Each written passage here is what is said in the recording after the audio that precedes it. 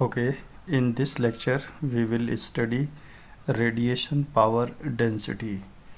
तो यहाँ पे एक इक्वेशन देखिए कि W इज इक्वल टू क्या लिखा है E क्रॉस H। ये जो इक्वेशन है, इस इक्वेशन को हम पॉइंटिंग थ्योरम भी कहते हैं। What is the significance of E cross H?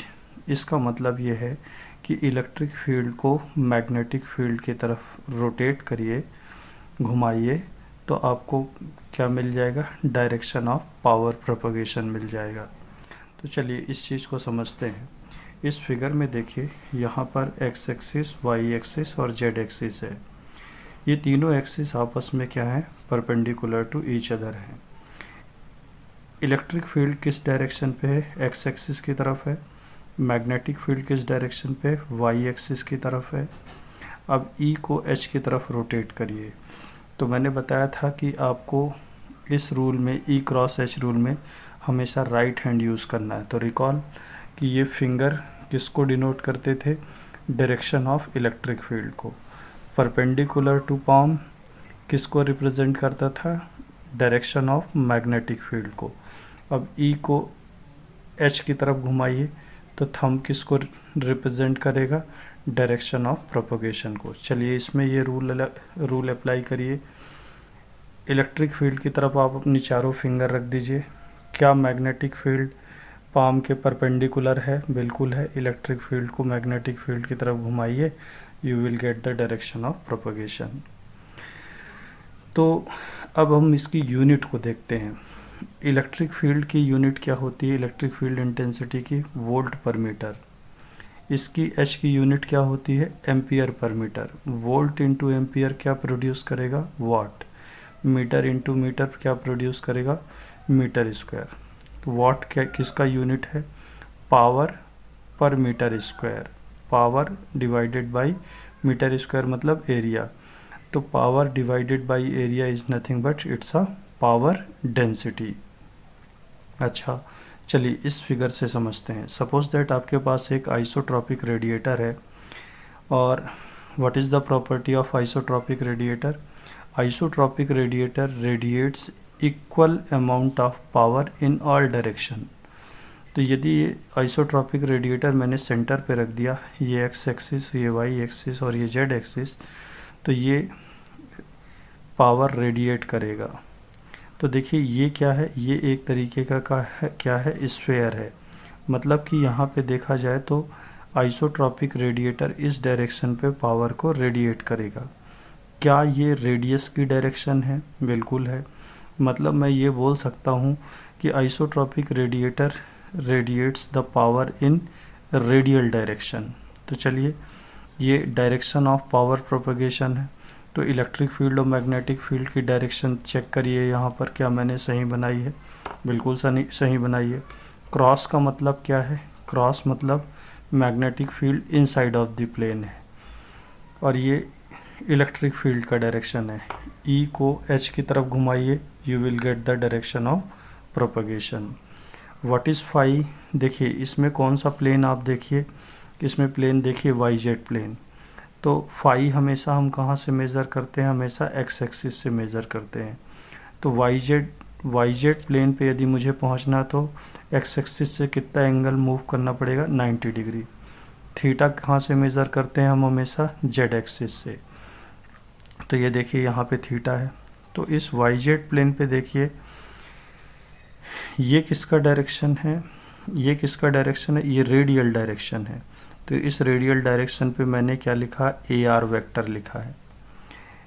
इस डायरेक्शन पे मैंने क्या लिखा? ए थीटा। तो क्या ए आर और ए थीटा और ए आर के बीच में कितना डिग्री का एंगल है? 90 डिग्री का। ए फाई देखिए किस तरफ है? Inside of the paper. तो ए थीटा और ए फाई के बीच में भी कितने डिग्री का एंगल है? 90 डिग्री। तो आप यहाँ पे देखिए ए फाई, ए थीटा और ए आर आपस में परपेंडिकुलर टू ईच अदर हैं। तो क्या बोलूँगा मैं? जब किसी भी कोऑर्डिनेट सिस्टम में यूनिट वेक्टर्स आपस में परपेंडिकुलर हों तो उसे हम बोलते हैं क्या? Mutually orthogonal coordinate system. तो यहाँ पे पावर किस डायरेक्शन में प्रोपगेट हो रही है? रेडियल डायरेक्शन पे। ये इलेक्ट्रिक फील्ड का डायरेक्शन है और inside of the paper magnetic field. आप चेक करिए खुद से कि क्या मैंने डायरेक्शन सही ली है। तो आप देखिए कि इलेक्ट्रिक फील्ड और मैग्नेटिक फील्ड का डायरेक्शन आपको यही मिलेगा। यदि ये चीज़ नहीं समझ में आती तो आप मेरा स्फेरिकल कोऑर्डिनेट सिस्टम का एक वीडियो लेक्चर देख लेना, जो EMFT में मैंने EMFT की प्लेलिस्ट में होगा। तो आप देखिए यहाँ पे यूनिट पे फिर से आ जाइए। यूनिट इसकी क्या मिली, वाट पर मीटर स्क्वायर। अच्छा, यदि मुझे इसमें से सिर्फ वाट चाहिए, वाट मीन्स क्या, पावर चाहिए, तो मुझे क्या करना पड़ेगा, मीटर स्क्वायर से क्या करना पड़ेगा, मल्टीप्लाई करना पड़ेगा। मीटर स्क्वायर कैंसिल आउट हो जाएगा, तो मुझे क्या मिल जाएगा, सिर्फ वाट मिल जाएगा, और what is nothing but power. मतलब मुझे क्या आइडिया लगा कि यदि वाट पर मीटर स्क्वायर मतलब कि पावर डेंसिटी में यदि मीटर स्क्वायर मतलब एरिया का मल्टीप्लाई कर दूं तो मुझे क्या मिल जाएगा, पावर। तो मैंने यहाँ से लॉजिक लगाया क्या, कि ये W क्या है, power density, power per unit area, power divided by area is nothing but power density. तो मैंने W इज इक्वल टू क्या लिखा, dP/ds। dP क्या है, पावर है, ds क्या है, एरिया है। क्योंकि मैं पावर डेंसिटी की डेफिनेशन क्या बोल रहा हूँ, पावर पर यूनिट स्क्वायर पर मीटर स्क्वायर मतलब एरिया।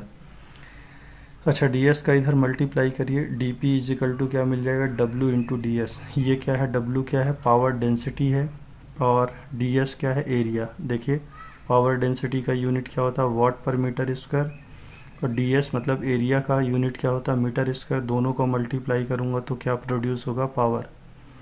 अब ये डिफरेंशियल फॉर्म पे है, तो यदि मुझे पावर चाहिए तो मेरे को दोनों तरफ इंटीग्रेट करना पड़ेगा। तो dP का इंटीग्रेशन क्या आएगा, P, और इसका इंटीग्रेशन W ds हो जाएगा।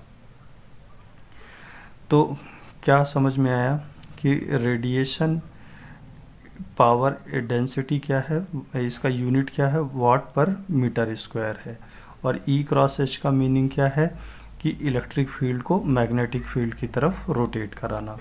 चलिए देखिए यहाँ पर, अब देखिए इसका मीनिंग समझिए कि यहाँ पे क्या लिखा है, electric field is the function of x, y, z and t। इसका मीनिंग क्या है कि इलेक्ट्रिक फील्ड स्पेस और टाइम दोनों का फंक्शन है। यदि इलेक्ट्रिक फील्ड टाइम का फंक्शन है तो उसे हम क्या बोलते हैं, डायनामिक फील्ड बोलते हैं। मैग्नेटिक फील्ड भी यहाँ पे किसका फंक्शन है, टाइम का फंक्शन है, तो ये भी कैसा फील्ड होगा, डायनामिक फील्ड होगा। लेकिन यहाँ पे देखिए electric field is the function of space only, x, y, z है। Magnetic field is the function of x, y, z, space का फंक्शन है। तो यदि कभी भी फील्ड यदि स्पेस का, केवल स्पेस का फंक्शन हो तो उसे क्या बोलते हैं, स्टैटिक फील्ड कहते हैं।